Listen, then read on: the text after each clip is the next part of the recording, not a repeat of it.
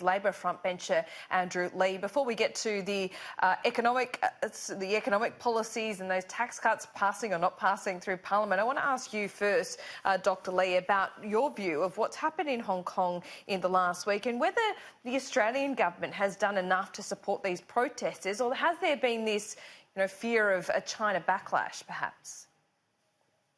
Well, good morning, Laura. Great to be with you. I really take my hat off to the bravery of those 2 million Hong Kongers who've taken to the streets to demand their fundamental liberties.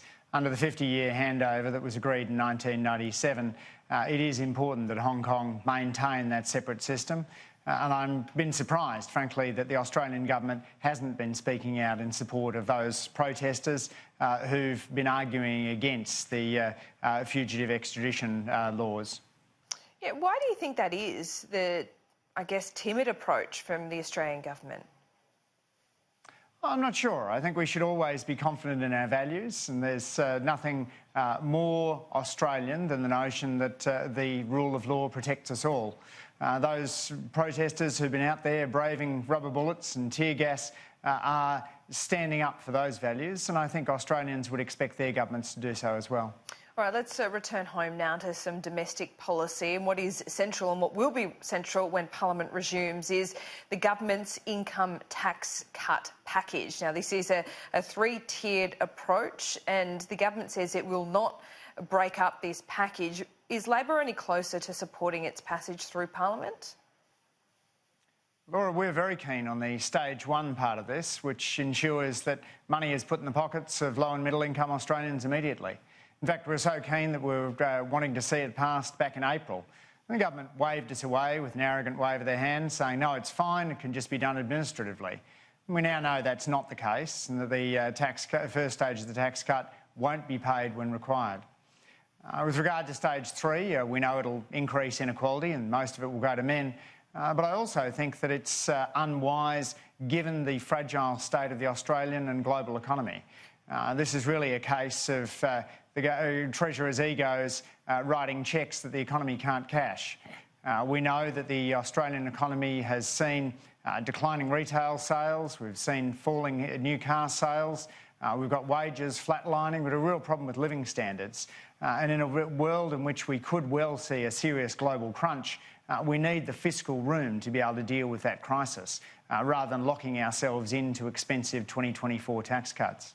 OK, you've made 2 points there. I'll start with the first one. You said that giving the stage three tax cuts, which is still a couple of years away, will increase inequality. Most of it will go to men. What evidence are you using to suggest that? Well, that's the Australia Institute's analysis. Of course, we'd like to see the government's own analysis, which is why Jim's written to Josh, calling on the government to say very clearly what share of those income tax cuts will go to those earning over $180,000.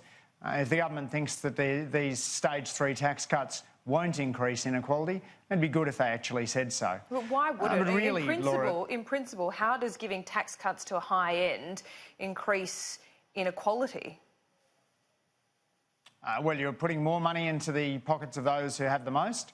It's what's called horse and sparrow economics, the notion that the best way of feeding the sparrows is by feeding the horse.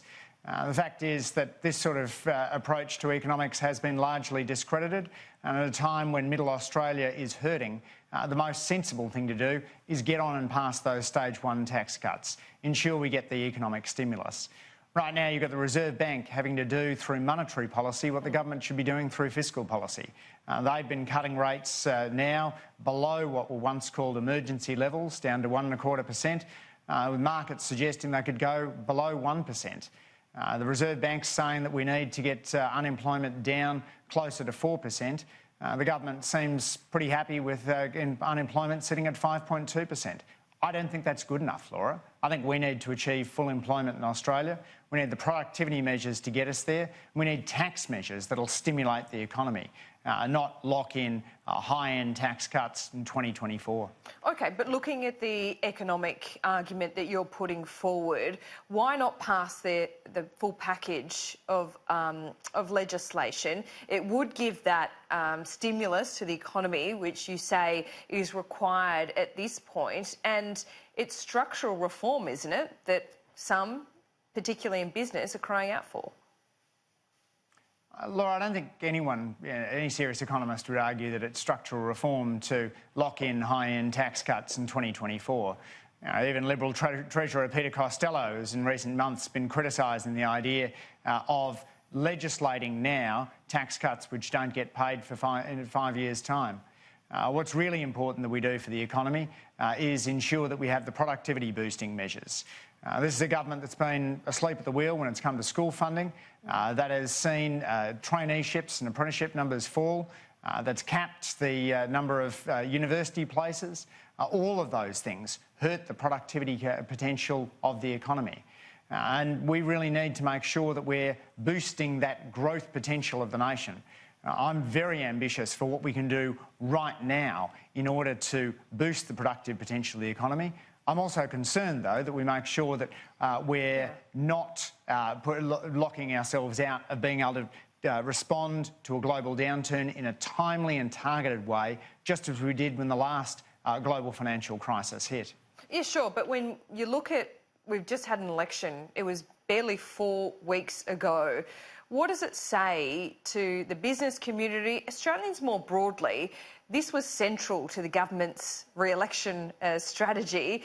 I mean, Labor accused the government of not having any agenda. This was one big part of it, and you're not recognising that mandate. What signal does that send?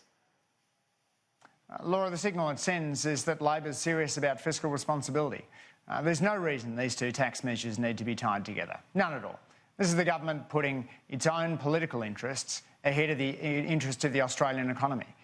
We ought to be ensuring that low and middle income Australians get their promised tax cuts immediately. The government's decided to tie it to 2024 tax cuts. They could just as well attempt to be tying it. They took it to an election. They sought a mandate from the Australian people, and that was resounding, wasn't it? Laura, it's true, they did get 51.5% of the vote, but the theory of mandates is that you do after an election what you said you'd do beforehand. Before an election, we were very clear that Labor stood for fiscal sustainability. We would deliver bigger surpluses than the government, pay down debt faster than the government.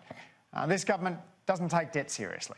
More than half of the net debt Australia now accrues has been taken on by this government during the period since they came to office, since 2013.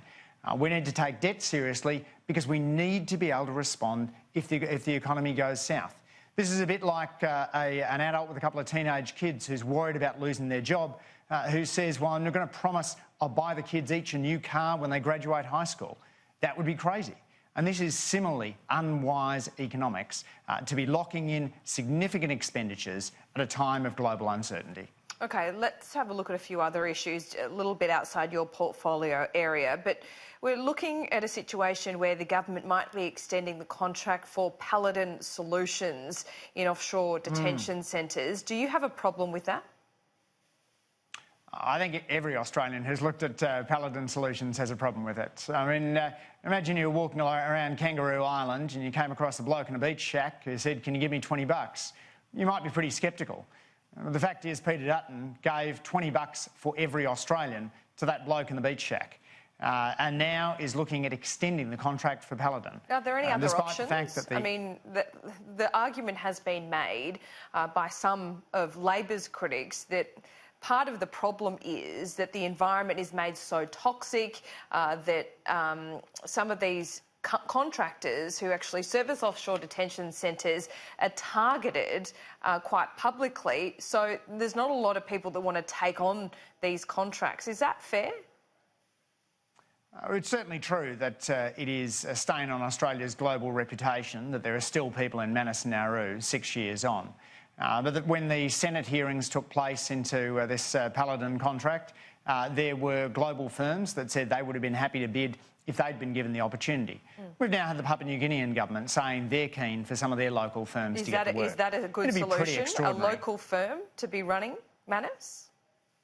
I think an open tender would be a good solution, Laura, and I think that's the way in which Australians expect their tax dollars to be spent. Not given to mates, contracted openly, where we're able to see who is willing to do the work.